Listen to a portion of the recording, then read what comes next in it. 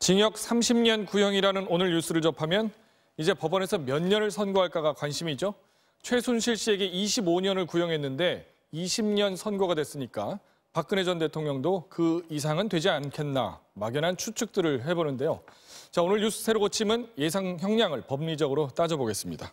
박영애 기자. 네. 법원 판결을 예측한다는 게 좀 조심스럽긴 합니다만 이미 최순실 씨 재판 때 결말을 어느 정도 예측할 수 있는 일종의 스포일러가 나왔다. 이런 얘기도 있잖아요.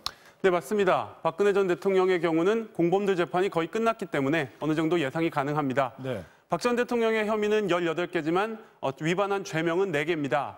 뇌물죄, 직권남용죄, 강요죄, 비밀누설죄인데요. 최순실 씨, 김기춘 전 비서실장, 조윤선 전 문화체육관광부 장관, 정호성 전 비서관 등등이 이렇게 각 범죄의 공범이고요. 재판 결과 모두 유죄였습니다.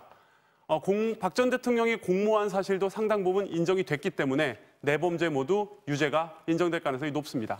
저들과 공모자로서 죄를 묻는다면 그러면 예상할 수 있는 법정 형량은 얼마나 됩니까? 그 최소에서 최대치로 따질 수 있을까요?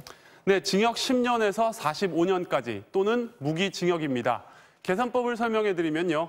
이렇게 여러 범죄가 유죄인 경우에는 형량이 가장 큰 범죄가 기본이 됩니다. 네. 박 전 대통령의 경우는 1억 원 넘는 뇌물죄, 10년 이상 혹은 무기징역으로 가장 큽니다. 형법상 범죄 하나에 대한 유기징역 상한선은 30년이고요. 그런데 박 전 대통령은 범죄 혐의가 여러 개입니다. 경합이라고 하는데요.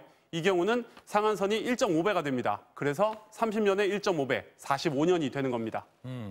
그러면 30년을 구형했는데 또 여기 무기징역이라고 돼 있어요. 판사는 무기징역을 선고할 수도 있는 겁니까? 네, 가능합니다. 검찰의 구형은 그냥 참고사항입니다. 네. 재판의 양 당사자 중 한쪽인 수사기관의 의견일 뿐이고요. 네. 판결은 재판부가 결정하는 겁니다. 네. 그 재판부가 결정할 때 양형의 기준이라는 게 있잖아요. 네, 맞습니다. 대법원이 제시하는 양형 기준 또 양형 요소들이 있습니다. 이 기준에 따라서 양형의 형량의 일단 범위를 먼저 좁히고요. 네. 가중 처벌할 거냐, 감경할 거냐를 따지는데 최순실 씨의 경우는 뇌물을 적극적으로 요구했다. 이 점이 가중 처벌 요소로 인정을 받았습니다. 박 전 대통령의 경우는 장기간에 걸친 뇌물 수수 또 고위 공무원이다. 이런 점들이 인정이 될 수가 있고요. 그 반대로는 반성 또는 자수 이런 요소들이 감경 요소로 작용을 하는데요. 박 전 대통령은 오늘 마지막까지 재판을 거부했습니다. 이런 감경 요소가 인정되긴 어려워 보입니다. 네, 그렇겠군요.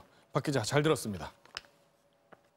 네, 결론을 내릴 1심 재판부는 최순실 씨에게 징역 20년을 선고했던 똑같은 재판부입니다. 뉴스 새로 고침이었습니다.